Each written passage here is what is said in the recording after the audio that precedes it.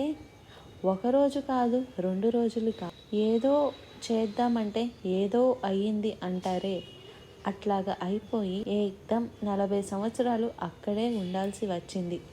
40 సంవత్సరాలు అంటే మామూలు విషయమా? ఒక మనిషి జీవితంలో పూర్తిగా ఏదైనా సాధించాలన్నా, ఏదైనా నెరవేర్చాలన్నా, ఏదైనా జయించాలన్నా, ఏదైనా నిలబెట్టాలన్నా కరెక్ట్గా ఒక మనిషి జీవిత కాలంలో 40 సంవత్సరాల కాలం పడుతుంది. మీరు ఇశ్రాయేలు రాజుల చరిత్ర చూడండి. దాదాపు 30 నుండి 40 సంవత్సరాలు వాళ్ళు ఏలినట్టు. దావీదు స్టోరీ చూస్తే మీకు అర్థమయ్యిద్ది.